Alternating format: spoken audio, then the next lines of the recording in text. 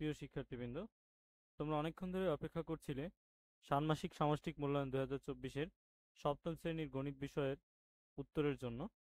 বরাবরের মতো আমাদের চ্যানেলে আজকেও প্রশ্নের সাথে সাথেই আমরা উত্তরটি এক ভিডিওতেই দেওয়ার চেষ্টা করেছি। তো চলো দেখা যাক, আশা করি তোমাদের ভালো লাগবে।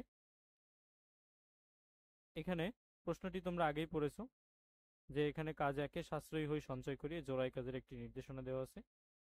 যে নির্দেশনা অনুযায়ী একটা টেবিল বানানোর চিন্তা করা হচ্ছে, যেখানে টেবিল বানানোর জন্য টাকা জমানো হচ্ছে। সেই টাকার জন্য আমরা উত্তরটি এখান থেকে শুরু করব। 1 নাম্বার দিয়ে লিখব যে সঞ্চয়ের হিসাব ছক আকারে লিখি। সঞ্চয়ের হিসাবগুলো ছক আকারে এখানে লিখতে হবে।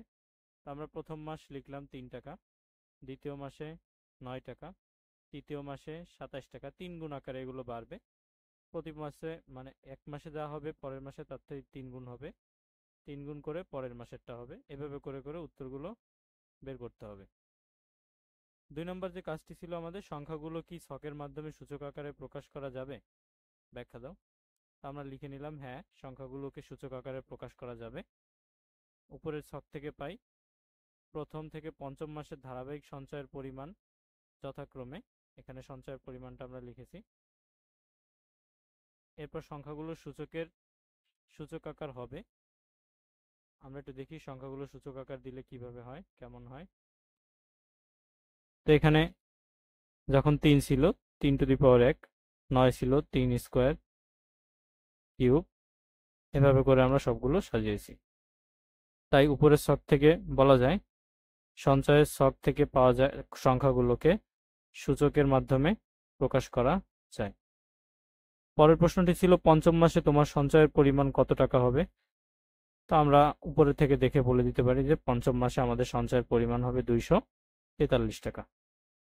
তোমার পরিকল্পনা অনুযায়ী টেবিলটি তৈরি করতে কত মাস সঞ্চয় করা প্রয়োজন হবে। তো পরিকল্পনা অনুযায়ী আমি 3000 টাকার মধ্যে টেবিল তৈরি করতে চাই। উপরের সঞ্চয় মত করলে আমাদের সময় লাগবে, তার নিচে দেওয়া হলো। তো দেখো, প্রথম, দ্বিতীয়, তৃতীয় এভাবে করে করে আমাদের 7 মাসের মোট জমা হবে 3279 টাকা, অথচ আমাদের লাগবে 3000 টাকা, অর্থাৎ সপ্তম মাসে আমাদের এই জিনিসটা অতিক্রম করবে। তো এই ছিল 4 নম্বরের উত্তর। কাজ 2, পরিমাণে দক্ষতা বাড়াই। এখানে কাগজ কেটে একটি ত্রিমাত্রিক মডেল তৈরি করার কথা বলা হচ্ছে। তো আমরা এটা করেছি। করে তৈরিকৃত মডেল কি ধরনের জ্যামিতিক আকৃতি। আমরা এখানে একটি মডেল তৈরি করব। আমাদের মডেলটি দেখতে অনেকটা এরকম একটি কিউবের মতো হবে। কিউব আঁকা তোমরা জানো। এভাবে করে একটি কিউব বানাবা অথবা খাতায় আঁকবা। এটি একটি কিউব, আমরা এভাবে কিউব আঁকবো। পরে তৈরিকৃত মডেলটি কি ধরনের জ্যামিতিক আকৃতি, লিখলাম কিউব। এরপরে তৈরিকৃত মডেলটির আয়তন ও একটি তলের ক্ষেত্রফল আমরা ধরলাম 5 ইঞ্চি, তাহলে আয়তন হবে 5 কিউব। একটি তলের ক্ষেত্রফল 5 গুণ 5 25 বর্গ ইঞ্চি, এটা দৈর্ঘ্য গুণ প্রস্থ অনুযায়ী।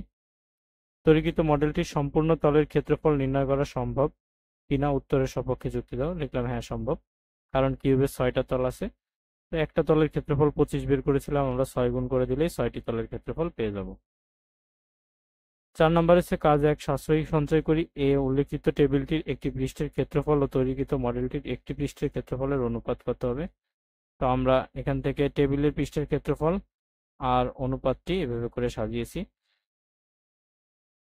5 নম্বর কাজটি দেখতে পাচ্ছি, সাশ্রয়ী হয় সঞ্চয় করি টেবিলটির সমগ্র পৃষ্ঠতলের ক্ষেত্রফলের সাপেক্ষে তৈরিকৃত টেবিলটির সমগ্র তলের ক্ষেত্রফলকে শতকরায় প্রকাশ।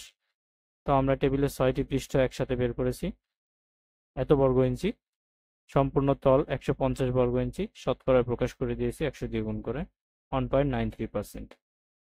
কাজ 3 যেটা আছে আমাদের, গাণিতিক সূত্র যাচাই করা দেখি। তো এখানে লটারির মাধ্যমে যে কোনো একটি নিতে বলেছে এই কয়টি থেকে। তো আমরা একটি লটারি করলাম, যেখান থেকে সবচেয়ে সহজ যেটা সেটাই বেছে নিই।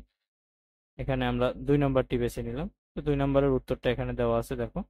আমরা গাইড থেকে সরাসরি কপি করে এখানে দিয়ে দিয়েছি তোমাদের বোঝার সুবিধার্থে। এটা এভাবে করে দিলেই হয়ে যাবে। 4 নম্বর যে কাজটি রয়েছে, জ্যামিতিক আকৃতি বুঝিয়ে পরিমাপ করি। একক কাজ 2 এর নির্দেশনা। এখানে A4 সাইজের অথবা আয়তাকৃতির এক টুকরো কাগজ নিতে বলেছে। তো আমরা এখানে ধরো একটি কাগজ নিব।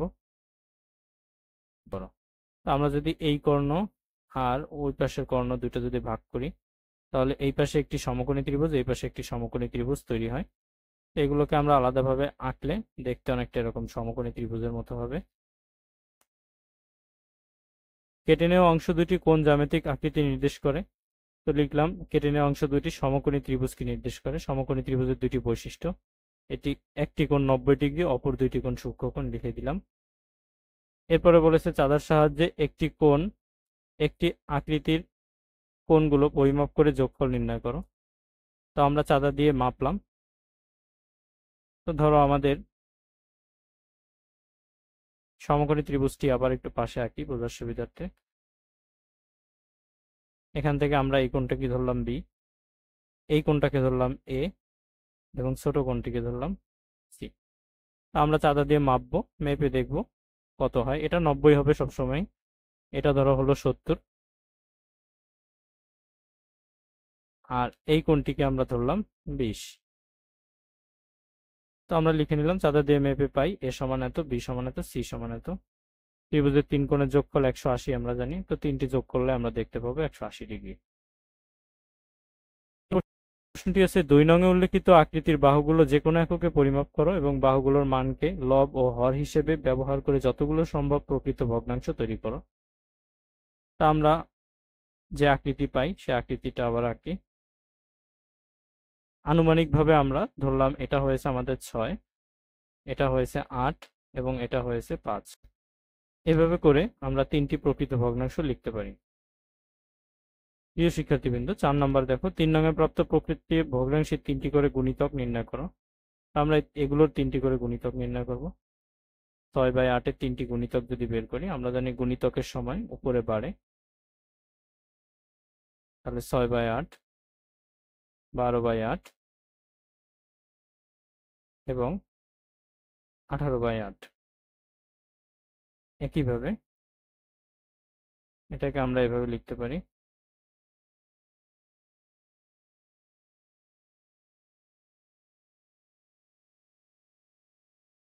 তিনটি গুণিতক।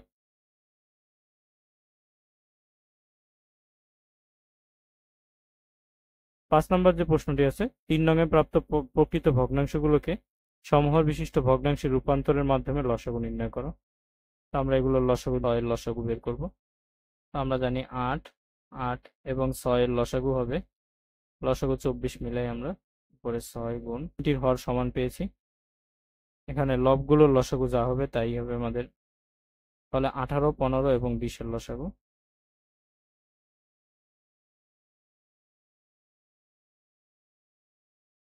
আজকের আয়োজন অঙ্কগুলো তোমরা দেখ।